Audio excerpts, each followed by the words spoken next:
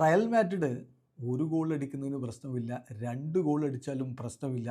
In the end ഞങ്ങൾ തന്നെ ജയിച്ചിരിക്കും. കാരണം ഈ വർഷം ഞങ്ങളെ തോൽപ്പിക്കാൻ അവർക്കാവില്ല. എന്തൊരു ആത്മവിശ്വാസമാണ് ലാമിൻ യമാലിൻ്റെ ആ വാക്കുകളിലുള്ളത്. സൂപ്പർ കോപ്പ ഡി എസ്പാനയുടെ ഫൈനലിൽ റയലിനെ പരാജയപ്പെടുത്തി ഈ വർഷമാണ് കിരീടം ചൂടിയത്. ഇതാ കോപ്പ ഡെൽ റേയിലും അവർ റയലിനെ തോൽപ്പിച്ച് കിരീടം ചൂടിയിരിക്കുന്നു.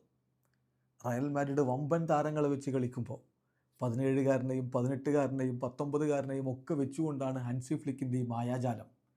റയൽ വളരെ മികച്ച താരങ്ങളെയും കൊണ്ടിറങ്ങുമ്പോൾ മറുഭാഗത്ത് ഞങ്ങൾ കുറച്ച് സ്കൂൾ കുട്ടികളെയും കണ്ടങ്ങ് വരും, കിരീടവും കൊണ്ടിങ്ങ് പോരും എന്ന തരത്തിലാണ് ഫ്ലിക്കിൻ്റെ line.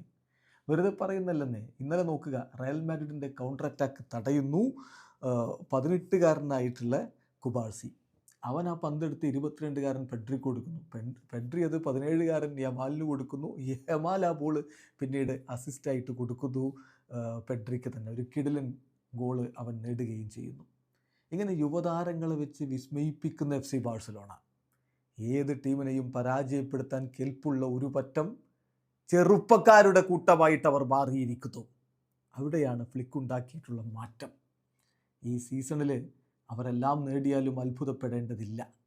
Already super Copa de Espana, Copa del Rey ഈ 2 കിരീടങ്ങൾ ചൂടിക്കഴിഞ്ഞല്ലോ. ഇനിയിപ്പോൾ യുവേഫ ചാമ്പ്യൻസ് ലീഗിൻ്റെ സെമി ഫൈനലിൽ എത്തിയിട്ടുണ്ട്. അതുപോലെ ലാ ലീഗയിൽ 1ാം സ്ഥാനത്ത് വിരാജിക്കുകയുമാണ്. അതുകൊണ്ട് ഒരു കാര്യം ഉറപ്പിച്ച് പറയാം, ഇത് ഫ്ലിക്കിൻ്റെ ബാഴ്സയാണ്. ആരും ഭയക്കേണ്ട ടീമാണ്.